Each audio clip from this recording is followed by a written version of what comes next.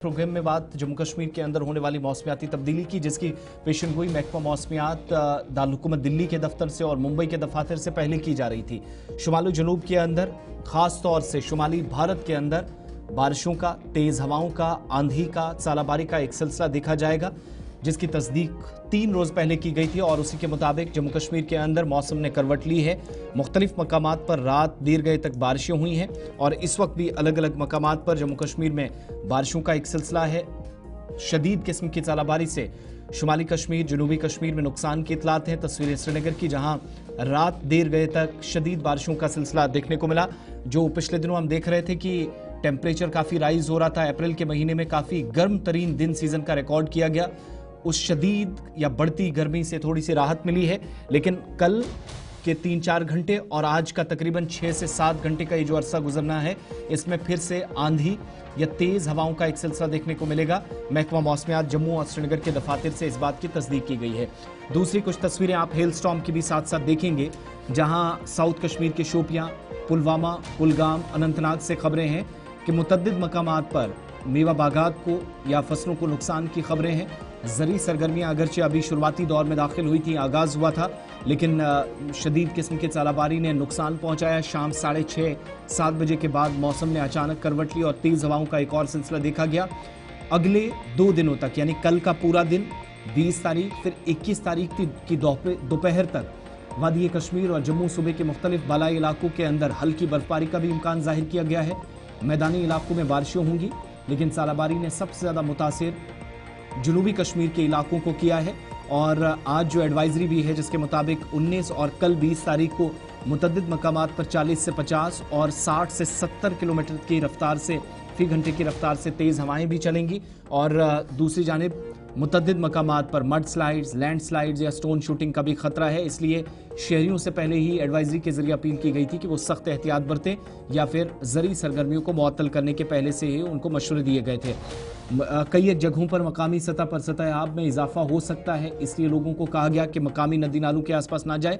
18 तारीख को जो हमने सिलसिला देखा, कई एक जगहों पर स्ट्रॉन्ग विंड्स देखी गई, बारिशों का एक सिलसिला।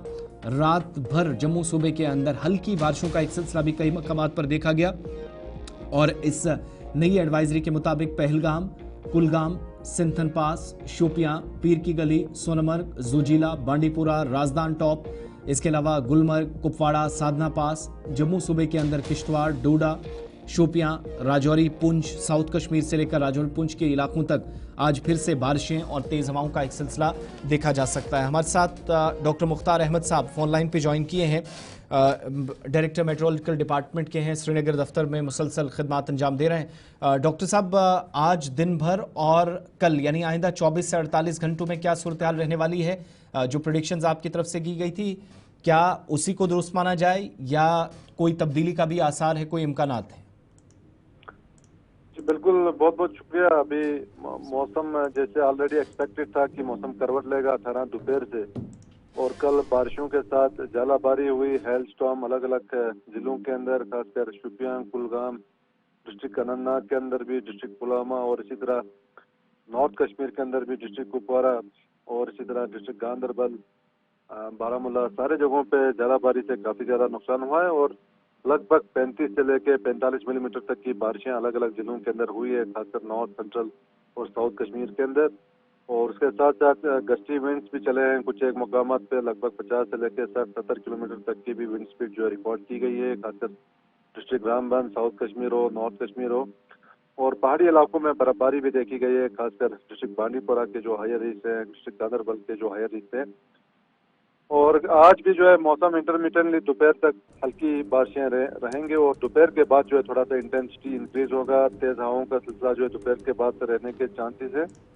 और कल भी जो है खासकर डे टाइम में थोड़ा मौसम ठीक रहेगा, बाद दोपहर जो है मौसम एक बार फिर करवट लेगा, तेज हवाओं के साथ झालाबारी, कुछ एक मकामात पे, कुछ एक जगहों पे तेज बारिशें शॉर्ट पीरियड के लिए।